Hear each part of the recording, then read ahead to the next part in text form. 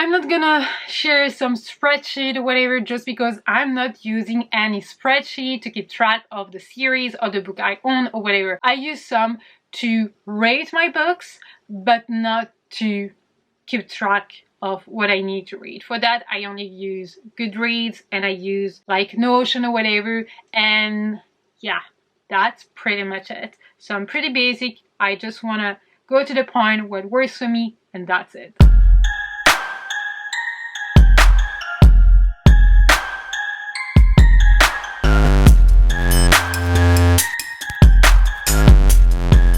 So I'm just gonna go point after point. There is no particular order, I believe, but these are just things or tips or little tricks that I do that help me keep track of everything and to actually finish series.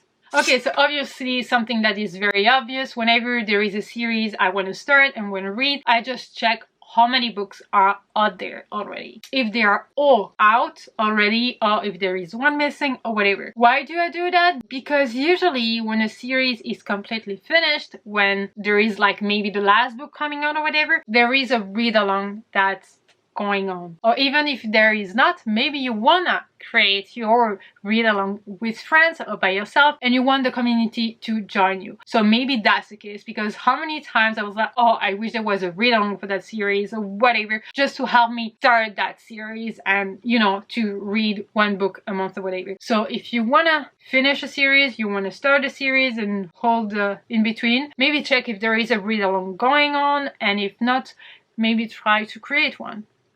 Let's say you've started a new series, you've read book 1, you really loved it, but you don't feel like continuing with it right now, but you still want to keep in mind that that book is actually a series and a standalone. So for that, I use Goodreads and I created a shelf named TBR Sequels. That's it. That's as simple as that. And I just add the books that's part of that series in that shelf kind of thing. And every few months, few weeks, it really depends, I'm gonna go into that shelf and check what is there and what I want to read, what I feel like reading, or what I should maybe plan on reading and whatever, maybe for my future TBR when I play like the wild TBR, etc, etc. Some of my books are already here. So as you can see, here is a sequel.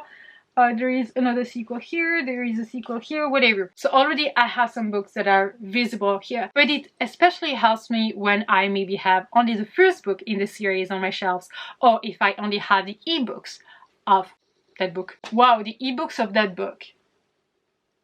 As it is not visual, I cannot remember that I just read the first one. You know what I mean? Like, that's why the shelf TBR sequels is actually helping me. And I know it sounds stupid. I know it sounds like a lot to do, to handle, but it really helps me. So maybe it will help some of you also. I don't know. Okay, sometimes you're gonna start the series. The first book is out, but none of the other are out. So what can you do then? So a few things you could do is to follow the author. It can be like on Goodreads, it can be on socials, Twitter, Instagram, whatever. You can follow the publishing house, etc. just to keep track of what's coming, whatever. Because sometimes there is already a release date, there is already a title, there is already like a cover. So you can add that book to your TBR sequels shelf. If it's not the case, then you need to follow the author, because there is no way, I mean, I cannot. Maybe you can, and I admire you for that, but I cannot remember all the books that I've read, like the first book in a series, and being like, oh, okay, for that series, I remember that book came out in April last year, so maybe it's gonna come in April next year, so I'm gonna put like a mental, like, note or whatever, and I'm gonna go back to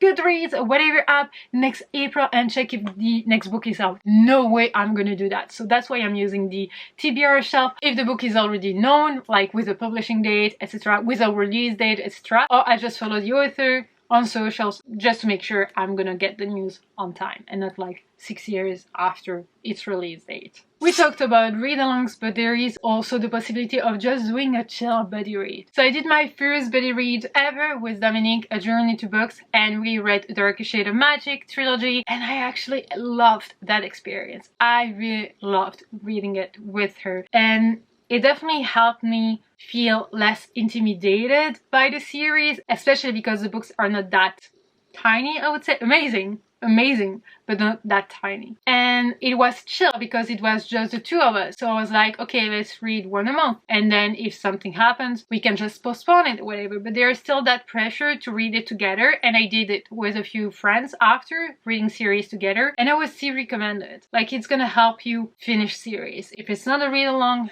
then maybe do a buddy read. It can be a chill one. So yeah. If you cannot find the author on any socials, if you cannot happily get the news from the publishing house, what I usually do is that I would put the first book in a series on a to watch list on Goodreads, which means that I have no information regarding the author, from the author, or from the publishing house, or from anywhere. So the only thing for me to do is to put it on my watch list, and every few months I'm just gonna check if there is a sequel coming out, if there is any news or whatever, because usually it would appear, like when you click on the book and the book appears, at least on Goodreads, you can see on the side if there are other books in that series. So that's usually how we discover that there is a new book, and so it helps me keeping track of where I am in the series. I feel like I keep repeating myself, but these are tiny different points. Okay, so also something that I did a few times, but I was very disappointed with that, is that whenever I know there is a sequel coming out, the sequel is already available, like the cover, the title, the release date, etc., I try to pre-order the book. But whenever I pre-order a book, I put that information into Notion on my pre-order book list, because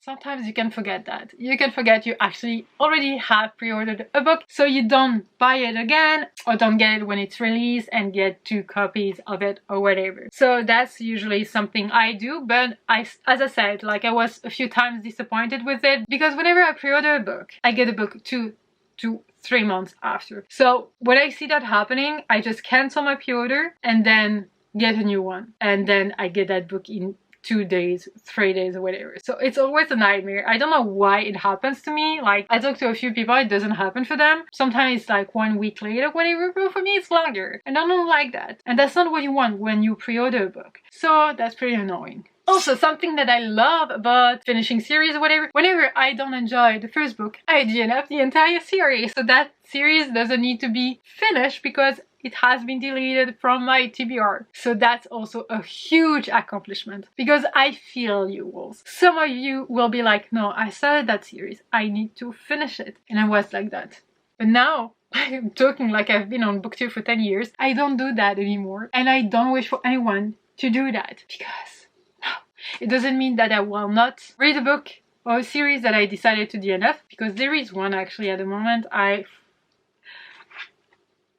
I don't want to read it because I did not enjoy the first one, but I keep hearing that the second one is better, which is something that's really frustrating, because don't make the second book better. I mean, yes, do it, but the first one at least make it okay.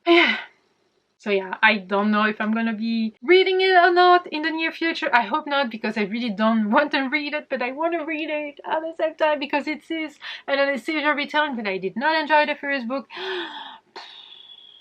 We shall see. Also, something that helps me finishing books, like series, is whenever I buy a book from a series, I tend to buy all the books in that series. Like, this is a gamble, because you might love that series, you might love that first book, but you might hate it and regret buying all the books. But having them all is kind of pressuring me to be like, okay, you just got 7 books from that series.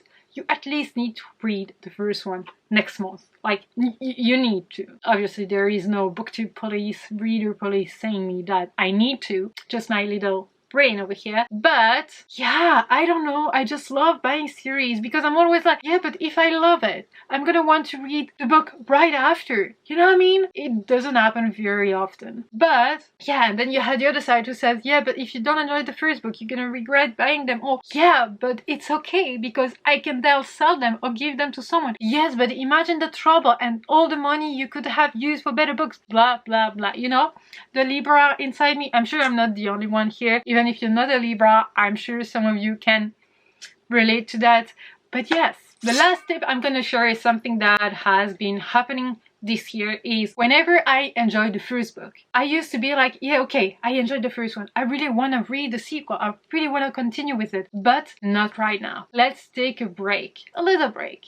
And then I forget about it, or I get less excited about it or whatever. So what I did lately is what happened with Sight. I read Sight, I loved it. Then I was like, okay, let's take a break. I believe I took a 1 month break or 2 months break, and then I added to my TBR this month, and then I read it, and I was like, okay, turn the head, I loved it, let's read the last one. And I was like, oh no, let's take a break. And then I was like, screw the break, just read it. And I finished it. So I read the second book and the third book in less than a week. It was not on my TBR. I feel a bit guilty about that because I need to read other books. Like I really need to read them because I'm on like a deadline or whatever. But I'm also happy because I finished the series. It was unexpected, but I'm happy and I feel accomplished in some way. And especially because I love that series. I know a lot of people did not enjoy the third book, so The Toll. I actually enjoyed it. So I'm happy about it. So yeah, here is just to say that if you enjoyed the first book, if the entire series is already out, don't wait and, you know, for the perfect time to read the sequel if you want to read it at that time. If you don't want to continue with it just right now because you just don't feel like it, then don't. That's not an obligation. Again, no booktube policy, no reader policy here. But that's something that's been working for me and I hope to continue with it in the near future. But yeah, well, that's pretty much it for that. I feel like it's pretty close to how to reduce your TBR, and you know, it's kind of related, but it's kind of a bit different as well. So I hope you're gonna enjoy this video. If you have more tips, please link them down below. If you have read-alongs going on or planning on doing some, please link them down below or just talk about them. You might want other walls to get involved. You want to spread the word. Whatever you fancy, just do it down below. But yeah, well, thank you so much for watching this video. I really hope you enjoyed it. If you did, give it a thumbs up. Don't forget to subscribe to be a part of the pack. Talk to me in the comment section as usual. And until next time, take care, wolves. Bye.